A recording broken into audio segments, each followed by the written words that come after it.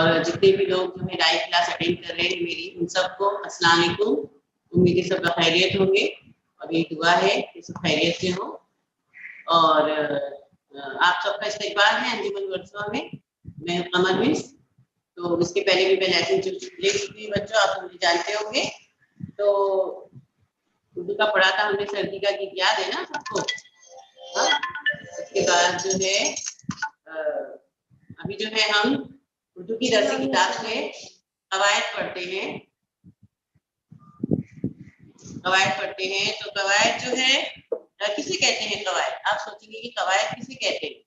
तो कवायद जो है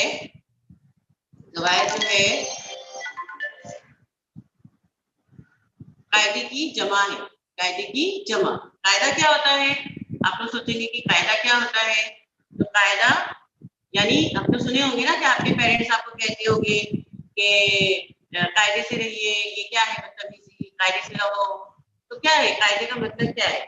हाँ, तो कायदे का मतलब है ये कि सही तरीके से रहना। कायदा कानून बोलते हैं ना, कायदा कानून को फॉलो करना चाहिए। तो कायदा का मतलब है कि सही तरीके से रहना। अब ये जुबान है ना, उर्दू जो है जुबान है, हम बोलते हैं जो। तो उसमें कायदे का क्या मतलब है? कायदे का मतलब ये है कि हम सही तरीके से बोले, सही तरीके से लिखें, है ना। जैसा हम लोग, अगर मैं बोलूं कि पढ़ाना है मुझे, हाँ पढ़ाना है मुझे, तो वो समझ में तो बात आ जाती है, लेकिन वो कुछ ठीक नहीं लगता है ना। मैं कहूंगी मुझे पढ़ाना है, तो वो सही लगेगा कि हाँ ये बोल रहे हैं मुझे पढ़ाना है। ठीक है। तो इस तरह से कायदे का मतलब है कि हमको सही तरीके से जुबान का इस्तेमाल करना है, बोलने में भी, लिखने में भी और पढ़ने में भी। तो आज जो है हम दरसी किताब से जो है हमारी बाल भारती उर्दू की दरसी किताब जो है, उर्दू बाल भारती दरसी की किताब जो है दूसरी जमात की, उसका जो है सफा नंबर जो 64 है। तो हम देखेंगे कि इस सफा नंबर 64 पर हमें क्या दिया हुआ है और हमें क्या करना है उसमें। ठीक है, चलिए देखते हैं। अब यहाँ पे लिखा हुआ है, नीचे दिए हुए खानों के लफ्जों के आखिर में दार लगाकर नए लफ्ज बनाओ। जैसे, मतलब ये जो लफ्ज दिए हुए हैं उसमें दार लगाना है, उसको दार को हमें इसमें जमा करना है और फिर उसके साथ हमें लिखना है। जैसे यहाँ पर लिखा हुआ है इज्जत जमा दार, फिर हम जमा का निशान हटा देंगे और क्या बन गया ये? इज्जतदार, है ना। बोलते हैं ना बड़े इज्जतदार लोग हैं ये लोग, हाँ। तो वो इज्जतदार यानी इज्जत रखने वाले, इज्जतदार। तो इसी तरह से हमें ये अल्फाज भी दिए हुए हैं, देखो यहाँ पर जमीन, तो हम उसमें क्या करेंगे? दार को जमा करेंगे। अभी हम पढ़ लेते हैं, बाद में हम उसको बोर्ड पर लिखेंगे। जमीन दार, जमीन जमादार क्या हो गया? बोलिए बच्चों, शाबाश, जमीन दार। उसके बाद है हया जमा दार, तो क्या हो गया वो? हया दार, हया यानी शर्म, है ना। तो शर्मदार, शर्म रखने वाले, शर्म रखने वाला या शर्म रखने वाले। ठीक है। उसके बाद है तीसरा लफ्ज हक, हकदार। हम लोग बोलते हैं ना उस चीज की वो हकदार है, यानी उसका उस पर हक है, तो हकदार। फिर है दुकानदार, दुकान, कुछ बोल रहे Mutual fund investments are subject to market risks. Read all. क्या है इसमें? ठीक है, हकदार। उसके बाद है दुकानदार, तो क्या हो गया? लफ्ज बन गया दुकानदार, यानी जिसकी दुकान है तो उसको क्या बोलेंगे हम? दुकानदार। जिसके पास दुकान है दुकानदार। फिर है मकान, मकान जमादार, मकान के साथ हम क्या मिलाएंगे? दार, तो ये हो जाएगा मकानदार। फिर है जिसके पास मकान होता है उसका, ये उसका मकान है, ये उसका मकानदार है, यानी ये उसका मकान है, तो उसको कहेंगे हम मकानदार। उसके बाद है समझ, समझदार। हम कहते हैं ना ये बहुत समझदार है, बहुत समझ है इसमें, तो समझदार। ठीक है, तो अभी हमको क्या करना है, इसको सिर्फ मिलाकर लिखना है। यहाँ पर हम जो है लिखेंगे, यहाँ पर जैसे हमने लिख दिया जमीन दार। हाँ, आप चाहे तो लिख सकते हैं अभी भी, या तो फिर बाद में लिख सकते हैं। फिर लिखेंगे हम हयादार, फिर ये हक है और ये दार है, इसको साथ में लिखना है। हमें कुछ नहीं करना है, हमें सिर्फ उसको साथ में लिखना है, तो ये एक नया लफ्ज बन जाएगा, हक दार। हाँ, उसके बाद है ये दुकानदार, दुकानदार। फिर है ये मकान और ये है दार, मकानदार। मकानदार। और फिर ये है समझदार, समझदार, है ना। तो इतने अल्फाज तो हमने किताब के लिखे, देखिए इसके अलावा भी जो है हम लिखेंगे। और आप लोग भी मुझे चैट बॉक्स में लिखिए, अगर आपको ऐसे अल्फाज जहन में आते हैं कि ये दार के साथ और कौन कौन से अल्फाज आ सकते हैं, तो आप लोग अपने चैट बॉक्स में लिखिए। ठीक है, तो हम देखते हैं कि कौन कौन से अल्फाज आपके जहन में आते हैं, और मैं ये बोर्ड पर लिखती हूँ। ओके,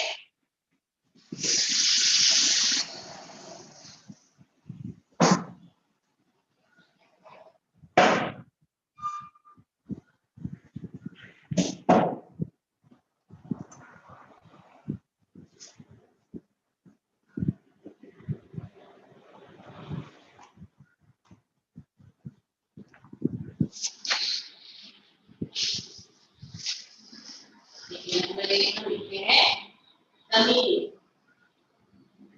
ठीक है, उसके बाद हम लिखते हैं हया। क्या लिखा मैंने, हया। उसके बाद हक।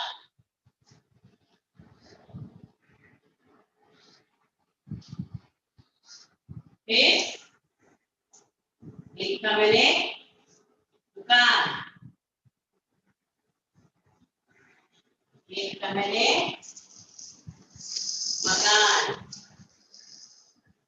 ठीक है, अब इसमें हमको जमा करना है, जमा का निशान लगाना है। ये कौन सा निशान है, जमा। और कहाँ देखते हैं हम इस निशान को, बताइए, और कहाँ देखते हैं इस निशान को, हाँ रियाजी में, मैथ्स में, है ना। जमा करना मतलब क्या करना, मिलाना।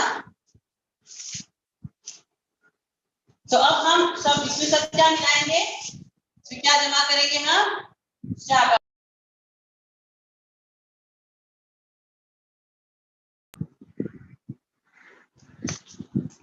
क्या जमा करेंगे, दार।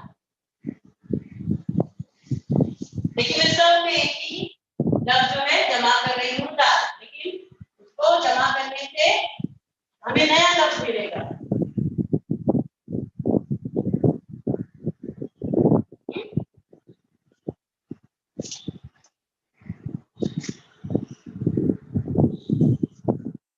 ये कौन सा निशान है बच्चों, बताओ कौन सा निशान है ये, हाँ शाबाश, बराबर, है ना। हम मैथ में एक निशान देखते हैं, बराबर, यानी जमीन में हमने दार जमा किया तो कौन सा लफ्ज बना, तो हम लिखेंगे अभी भी कौन सा लफ्ज बनता है, जमीन जमादार।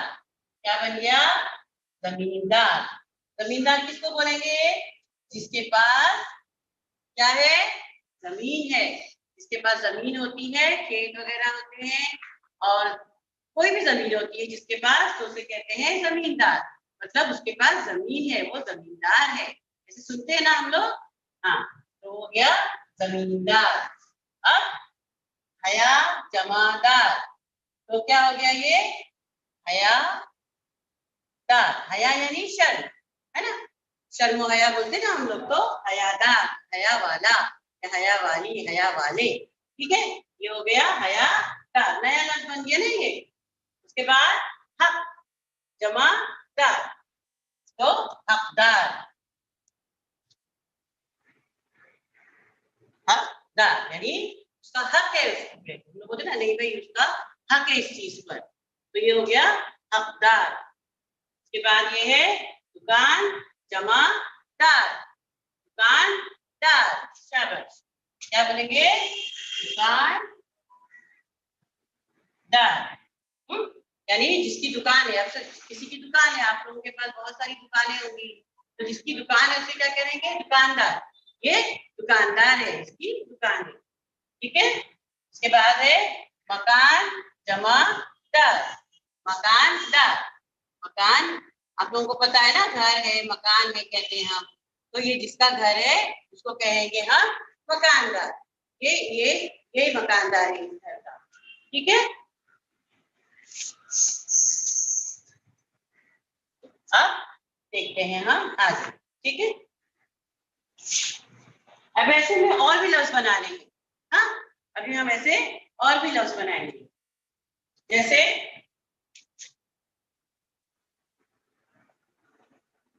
जान, हाँ,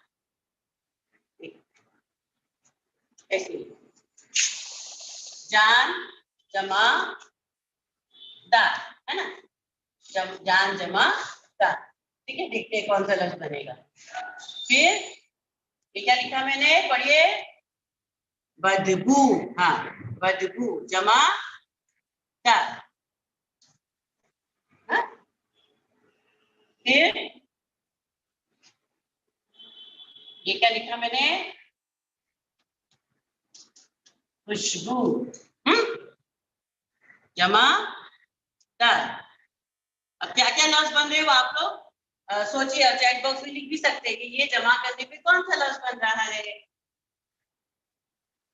ये है चमक प्लस दार,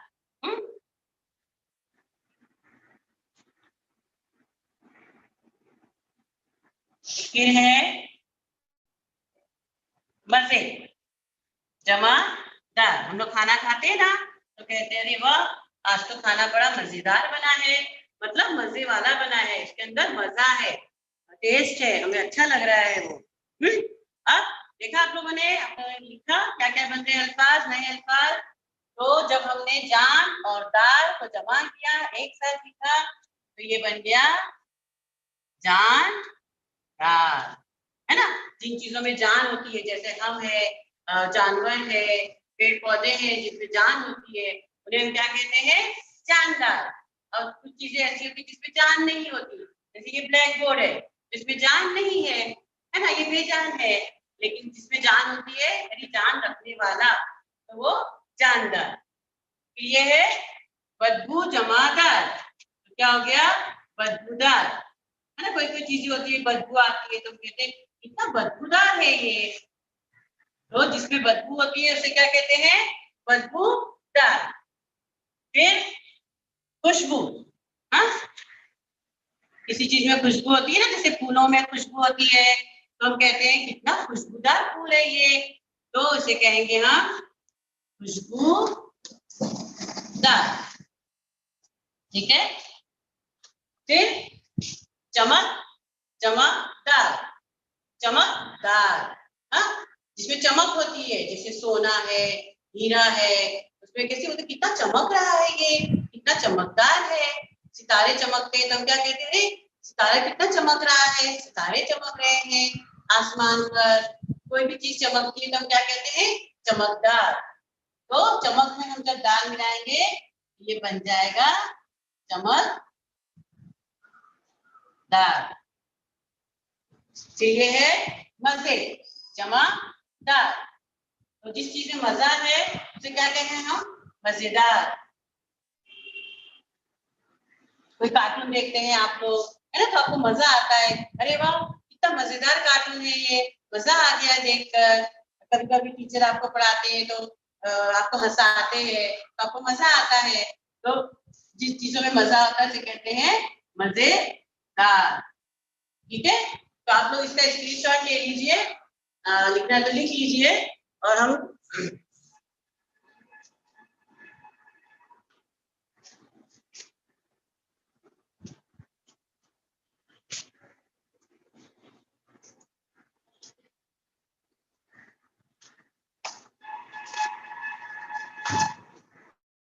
और आप लोगों को ये किताब का भी जो है लिखना है।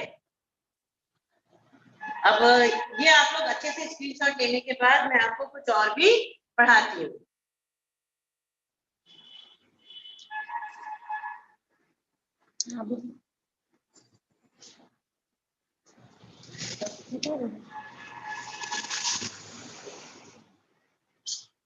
स्क्रीनशॉट ले लिया ना बच्चों आप लोगों ने? अब देखिए हमने क्या किया था, इसमें बाद में लगाया था, है ना, जान के पास दार, यानी बाद में जो दार हमने लगाया वो लफ्ज के बाद में लगाकर नया लफ्ज बनाया, तो इसे कहते हैं लाहे के। लाहे यानी बाद में लगाने वाले। अब हम देखेंगे कि कुछ अल्फाज हम कुछ लफ्ज जो है आगे लगा करके हम नया लफ्ज बनाते हैं, तो वो कैसे बनाते हैं वो हम देखेंगे।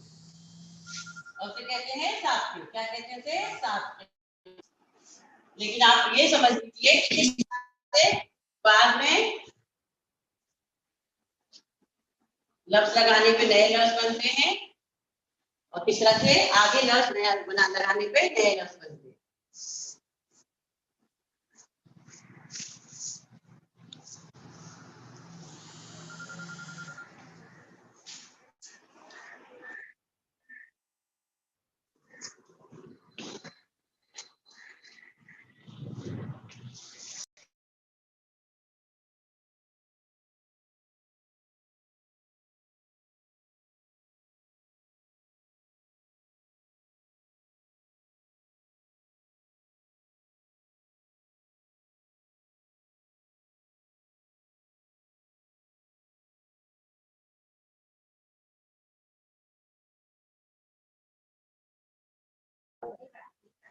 हाँ, अभी जो है मैं एक लफ्ज लिखती हूँ, देखिए मैं क्या लिख रही हूँ। ओके, बे ये पे, क्या लिख रही हूँ मैं? ये बे ये पे, देखिए सब, बे ये पे, ठीक है, बे ये पे। अब हम पहले हमने दार बाद में लगाया था, है ना, लफ्जों के, अब हम बे जो है पहले लगाएंगे। क्या करेंगे? हम पहले की तरह जमा करेंगे। क्या करेंगे? पहले की तरह जमा करेंगे। अब क्या क्या जमा करेंगे और कौन सी नई लफ्ज बनेंगे देखते हैं हम। अब जैसे मैंने इसे जमा किया वफा, क्या जमा किया? वफा। और आप लोग ना जहन में सोचते जाइए कि इसे नया लफ्ज क्या बना। आप लोग लिख भी सकते हैं चैट बॉक्स में और अपनी कॉपी में भी लिख सकते हैं। हाँ, फिर मैंने जमा किया मजा, मजा पढ़ा था ना आपने भी, मजेदार। हाँ, फिर ये क्या लिखा मैंने? शर्म। ये लिखा मैंने पर वाह, क्या लिखा? पर वाह। फिर मैंने लिखा ये वजह, क्या लिखा मैंने? ये वजह। अब बराबर, है ना, क्या हुआ जमा करने पर? जैसे हम जमा करते ना, 1 जमा 2 3, लेकिन यहाँ पर हम लफ्जों की जमा कर रहे हैं। ये लफ्जों को जमा करने पे कौन सा नया लफ्ज बनता है हमारे पास? तो जैसे बे जमा वफा, तो क्या हो गया? ये बेवफा, है ना, नया लफ्ज बन गया। बेवफा मतलब अभी हमने दार पढ़ा था, दार का मतलब ये था कि उसमें वो चीज है।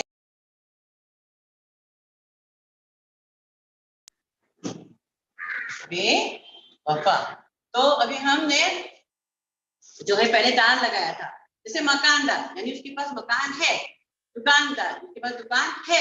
लेकिन यहाँ पर हम जो बे लगा रहे हैं उसका मतलब नहीं है। क्या है उसका मतलब? नहीं है। वफा, वफा, लेकिन वो बेवफा है, मतलब उसके पास वफा नहीं है, तो बे का मतलब नहीं। अब यहाँ पे नया लफ्ज देखिए क्या बनता है? बे जमा मजा, तो बन गया ये बे मजा। है ना। इसके पहले हमने क्या पढ़ा था, दाल लगा के मजेदार, मतलब उसमें मजा है, लेकिन ये बेमजा है। ओहो, ये तो कैसा है, ये बेमजा, बिल्कुल मजा ही नहीं आ रहा है इसमें, मतलब इसमें मजा नहीं है। और ये है बेजमा शर्म, ये क्या बन गया, बे शर्म, मतलब इसमें शर्म नहीं है।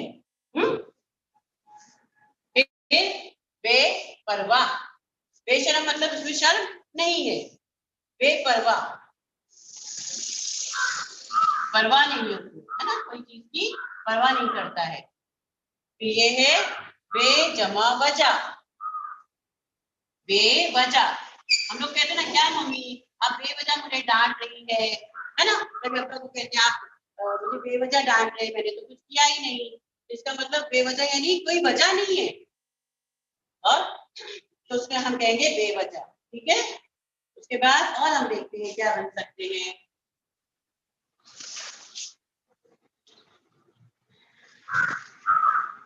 बे, अब आप लोग भी सोचिए नए नए अल्फाज कि और क्या बन सकते हैं। मैं पहले बे लिखती हूँ और अभी आपको आगे सोचना है और लिखना है चैट बॉक्स पर।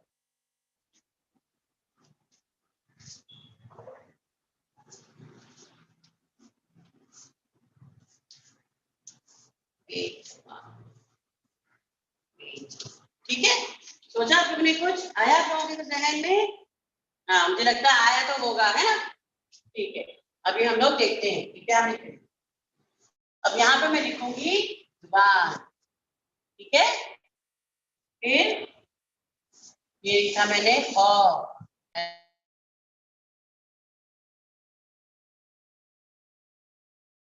वेरी गुड, शाबाश। का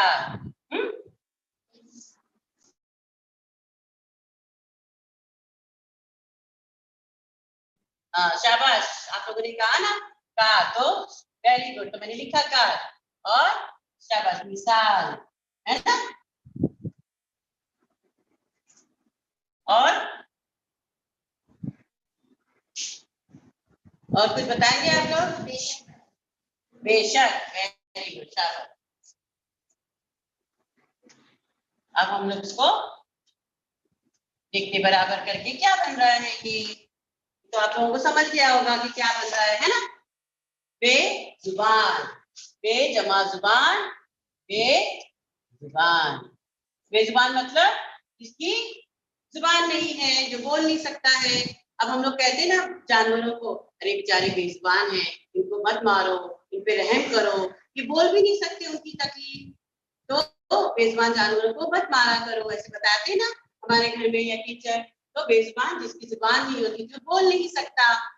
उसके बाद बेखौफ, बेखौफ, खौफ यानी डर, है ना।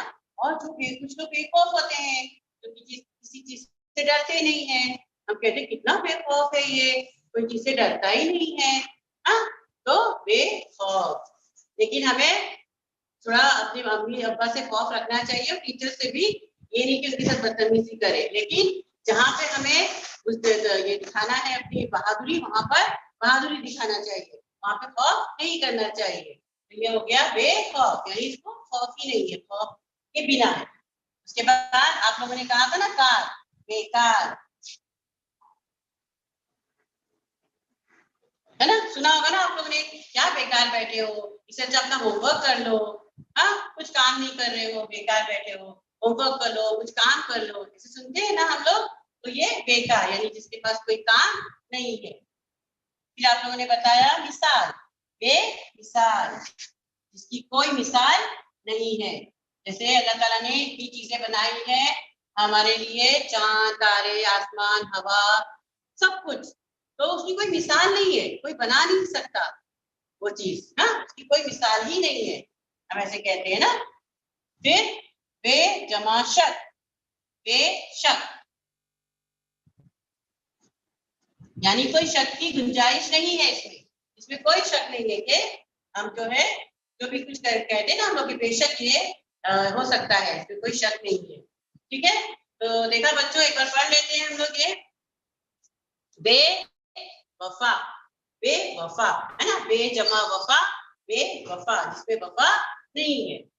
बेजमा मजा, बेमजा, इसमें मजा नहीं है। बे का मतलब समझ लो आप लोग नहीं है। बे जमा शर्म, बेशर्म। बे जमा परवाह, बेपरवाह। बे जमा वजह, बेवजह। बे जमा जुबान, बेजुबान। बे जमा खौफ, बेखौफ। मेरे साथ पढ़ते भी जाइए बच्चों। बे जमा कार, बेकार। बे जमा मिसाल, बेमिसाल। बे जमा शक, बेशक। हाँ, तो इस तरह से आप लोग इसको लिख लीजिए या इसका स्क्रीनशॉट ले लीजिए।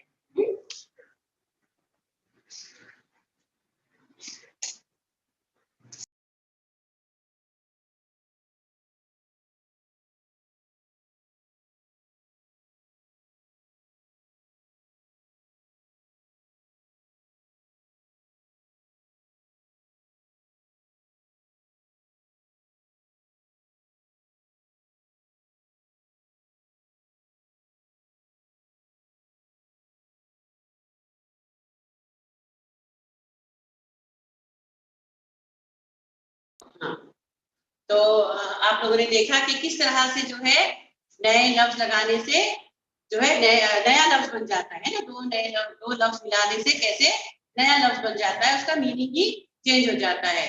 तो अभी आपका होमवर्क ये है कि आप इस तरह से और भी अल्फाज बनाने की कोशिश करिए अपने ट्यूशन टीचर की मदद से या क्लास टीचर की मदद से या पेरेंट्स की मदद से, और खुद भी सोचकर ऐसे नए अल्फाज बनाइए, उसको लिखिए।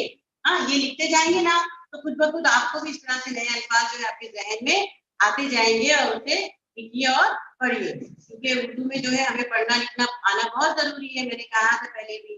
तो जितना हम लिखेंगे पढ़ेंगे उतना ज्यादा हमारी प्रैक्टिस होगी। तो और किताब में भी आप ढूंढ सकते हैं, एक एक सबक आप पढ़िए, उसमें देखिए कि ऐसे अल्फाज कौन से आए हैं और उसको फौरन लिख लीजिए। हाँ, ये आपका होमवर्क है। ठीक है, फिर हम मिलते हैं दूसरी क्लास में।